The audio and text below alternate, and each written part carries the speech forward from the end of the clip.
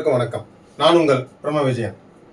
நம்ம இதுக்கு முன்னாடி நிறைய வீடியோ போட்டிருக்கோம். அதில் திருமணம் சம்பந்தமாக வீடியோ போட்டிருக்கோம். அதுக்கு நிறைய நல்ல கமெண்ட்ஸ்லாம் வந்திருக்கு. அனைவருக்கும் நன்றியை தெரிவித்துக் கொள்கிறேன். மீண்டும் என்னோட வீடியோவுக்கு உங்களோட ஆதரவு கொடுத்து ரொம்ப நன்றி. பார்க்காதவங்களும் மீண்டும் பாருங்கள், சப்ஸ்கிரைப் பண்ணுங்கள், ஷேர் பண்ணுங்கள், லைக் பண்ணுங்கள். சரி, இப்போ வீடியோக்குள்ளே போகலாம். இன்றைக்கி என்ன பார்க்க போகிறோம்னு பார்த்தீங்கன்னா, விம்சோத்திரி தசாவும் தாரகாரகணம். அதாவது ஜெய்மினி முறையில் கிரகங்களின் டிகிரி பாகை கலையை அடிப்படையாக கொண்டு காரகர்கள் 7 காரகர்களை வகைப்படுத்திருக்காங்க. அதில் பார்த்தீங்கன்னா குறைந்த அளவு பாகை உள்ள கிரகம், அதாவது ராகு கேது இல்லாமல் மற்ற 7 கிரகங்கள், சூரியன் முதல் சனி வரை 7 கிரகங்கள் இருக்கு. இதில் குறைந்த பாகை உள்ள கிரகத்தை தான் நம்ம என்னன்னு சொல்றோம், தாரகாரகன் டிகே அப்படின்னு சொல்லுவாங்க. அந்த தாரகாரகன் திருமணத்திலையும் குழந்தை பிறப்புலையும் சம்பந்தப்படுறாரு. அது எப்படி சம்பந்தப்படுறாரு அப்படின்னு பார்த்தீங்கன்னா, விம்சோத்திரி தசா, ஒரு திருமணம் நடக்குது இல்லை குழந்தை பிறக்குதுன்னா நமக்கு ஏதோ ஒரு தசா நடக்கும். அந்த தசா காலங்களில் இந்த தாரகாரகர் எப்படி சம்மந்தப்படுறார், எல்லாருடைய ஜாதகத்தில் பார்த்தீங்கன்னா தாரகாரன் ஒருத்தர் இருப்பார், குறைந்த அளவு பாகை கொண்டவர், ஒரு ராசி கட்டத்தில் குறைந்த பாகை உள்ளவர். அவர் திருமணத்துக்கு மெயினாக திருமணம். அதில் பார்த்தீங்கன்னா அந்த திருமணம் நடக்கும்பொழுது அவர் தசாவிலையோ இல்லை புத்திகாரகராவோ இல்லை அந்தரமாவோ இல்லை சூட்சமோ இல்லை பிராணம் ஏதாவது ஒரு இடத்துல நம்மளுக்கு சம்மந்தப்படுவார். அப்படி சம்மந்தப்படாத யாரும் எந்த ஜாதகரும் கிடையாது. அப்படிதான் இந்த ஜாதகத்தை இப்போ இந்த வீடியோவில் பார்க்க போகிறோம். அது எப்படி சம்மந்தப்படுவார்ன்றதை உதாரணம் மூலமா பார்க்கலாம். அதே மாதிரி திருமணம் மட்டும்தான் எல்லாரும் சொல்லுவாங்க மோஸ்ட்லி. இப்போ பார்த்தீங்கன்னா குழந்தை பிறப்புலேயே இவர் அவரோட ஆதிக்கத்தை செலுத்துவார். திருமணம் மற்றும் குழந்தை பிறப்புல இந்த தாரகாரகர் விம்சோத்திரி தசால எப்படி நம்மளுக்கு கனெக்ட் ஆவார் அப்படின்னு தான் நம்ம இந்த வீடியோவில் பார்க்க போறோம். சரிங்களா? சரி, இப்போ பாருங்க, குறைந்த அளவு பாகை பெற்ற கிரகம் ராகு கேது நீங்களாக தாரகாரகர் ஆவார். அது கிடையாது, மற்ற 7 கிரகம் மட்டும்தான் தாரகாரகராக வருவாங்க. அவர் எதுக்காக நம்ம பார்க்க போறோம் அப்படின்னு பார்த்தா திருமணம் மற்றும் குழந்தை பிறப்புக்காக.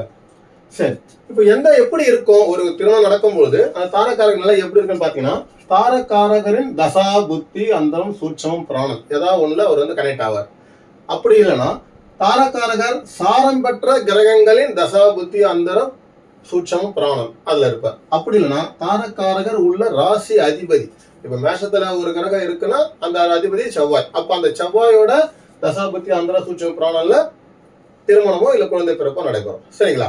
இப்போ நம்ம இது ஒரு உதாரணம் மூலமா நம்ம பார்க்கலாம். ஒரு ஆண் ஜாதகம். சரிங்களா? இப்போ பார்க்கலாம். ஆண் ஜாதகம் 6/7/1975 1:45 PM காஞ்சிபுரத்தில் பிறந்தவர். சரிங்களா?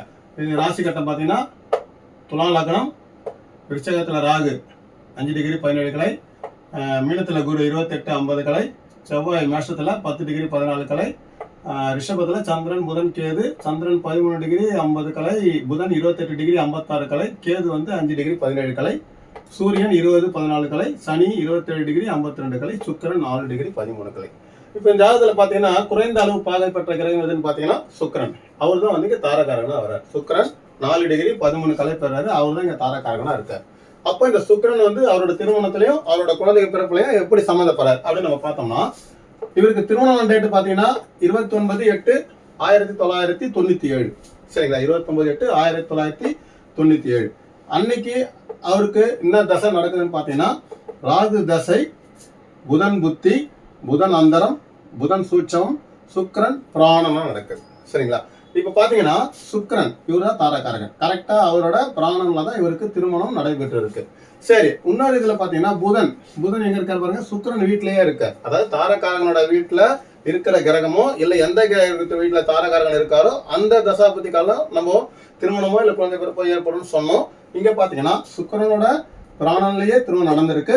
அதே மாதிரி சுக்கிரனோட தாரகாரகன் வீட்டுல இருக்க புதன் புத்தி அந்தரம் சூட்சம காலத்துல இவருக்கு திருமணம் நடந்திருக்கு. புரியுதுங்களா?